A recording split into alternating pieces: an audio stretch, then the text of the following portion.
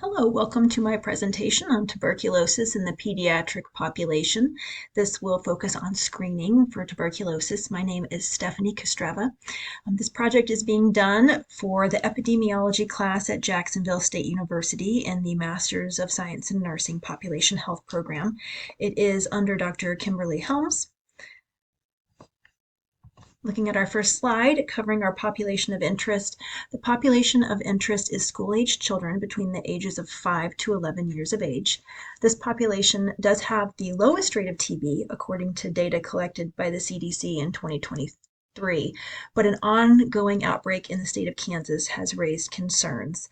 This really came to light in 2023 in Johnson County, Kansas, in a school district, the one that I actually work for. We did have a student who tested positive for TB. They ended up exposing classmates during the spring semester previous along with the fall semester of 2023. School nurses worked with the health department for contact tracing. 314 students were screened for TB as a result of this, with 6 latent cases identified.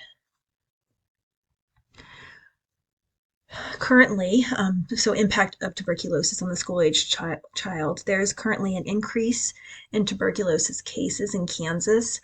This outbreak really started the end of 2024 through 2025. This outbreak is covering 2 counties in the Kansas City area, Johnson County and Wyandotte County. Schools are working closely with the local health departments to monitor and report cases in a timely manner to prevent spread. Right now, during this particular outbreak, there have been no patients within our population of interest. We're looking at the school-aged children ages 5 to 11. This is the largest TB outbreak in the United States in the last 30 years. Currently, there have been 67 active cases identified, 80 outbreak-associated latent cases identified, and 2 deaths. Looking at data for children and the incident of TB in 2023, statistics were that 4.8% of TB cases are in children ages 14 and under. Continuing with the impact of tuberculosis, this slide shows the different symptoms that would be involved with the impact you're going to find. TB in children, it can be localized in the lungs with symptoms of cough, fever, weakness, and night sweats. Absenteeism at school is a concern, just with the time frame of tuberculosis from first symptoms to effective treatment. Spreading TB within the home and to close contacts is also a concern. However, children are less likely to spread TB germs.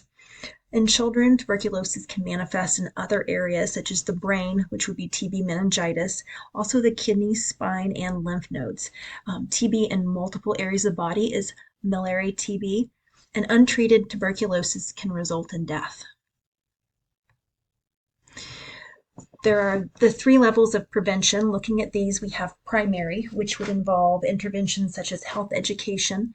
The goal of that is preventing disease, injury, or disability. Secondary will be your screenings to try to find disease while it's still in the early stages. And tertiary is that medical treatment, rehabilitation after a disease has been identified, and preventing, it's limiting the morbidity and mortality from the disease. The role and activities of the advanced public health nurse in working with these 3 levels will be outlined on the following slide. So clinical practice and community setting activities. At the primary level of prevention, that would include patient education on tuberculosis, assessing for symptoms, and taking a history of any possible exposure. Activities at the secondary level of prevention for the advanced public health nurse would be your screening for tuberculosis. The tuberculin skin test, the TST, is the most common screening tool that involves injecting a small amount of purified protein derivative of tuberculin under the skin of the forearm. The patient must then return in 48 to 72 hours for the test to be read. The IGRA blood test is another screening option. This uses a blood sample to test for presence of tuberculosis, and a chest x-ray may also be done to assess TB or previous untreated TB infection. The advanced public health nurse may perform contact tracing and contact the exposed individuals at the secondary level of prevention. Activities at the third level of prevention would involve treatment of the identified tuberculosis infection. Treatment differs depending on whether the TB case is determined to be active or inactive. Will involve antimicrobial drugs and usually multiple of those. Another activity the advanced public health nurse may perform is directly observed therapy, DOT, and this involves a daily visit where the advanced public health nurse would watch the child take the prescribed medication and assess if those medications are effective. And these visits can be done in person or over telehealth platforms. Looking now at screening and the two main screening options, the TB skin test, that's the most commonly used screening. It's effective in diagnosing people with either latent or active TB.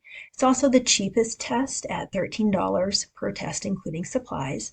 But some believe that it may be more expensive in terms of labor hours. So staffing is needed both for administering the test and reading the test several days later. Also, the test relies on the patient returning within the time window.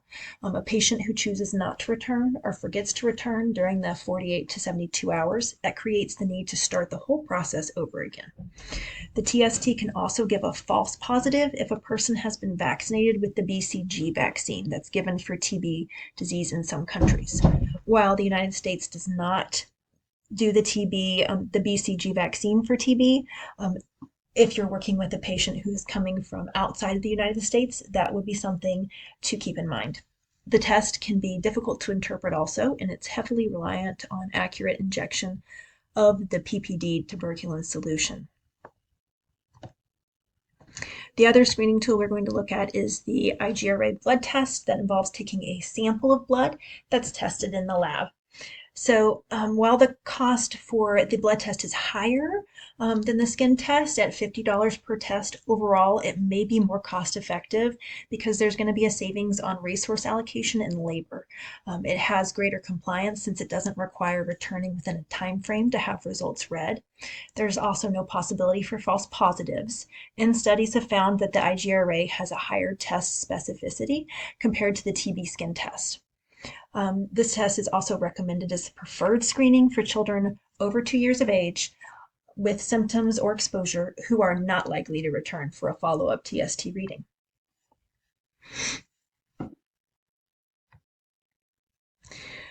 We are now going to look at the benefits versus potential harm of screening. So benefits are going to be early identification, prompt treatment, and it can prevent a TB infection from turning into tuberculosis. Harms, there's a possible harm in that stigma and discrimination can come along with a correct TB diagnosis. This is particularly evident if the patient's privacy and confidentiality were not protected. So to prevent from this harm, ensuring that there's patient privacy and confidentiality can really decrease this. Another possible harm is a false positive diagnosis.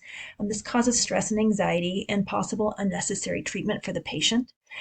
So to decrease this harm, using the IgRA as a screening method, this one prevents false positive results. Also, remembering to only use screening if a person meets criteria such as exposure or they have symptoms. Another potential harm could be if correct protocol is not used during X-ray screenings. It may result in radiation to the patient. So the benefits of early screening and prompt treatment far outweigh these harms, since early identification and treatment can prevent a TB infection from turning into full TB. This prevents greater harm and cost to the patient. And closing out, TB screening is a helpful tool. It's helpful for early identification and treatment of positive patients. With the recent outbreak in Kansas, it is important to access screening resources in the community. The advanced public health nurse can work at all 3 levels of prevention and response to TB in the community. And the last slides are references used in this presentation. Thank you for your time.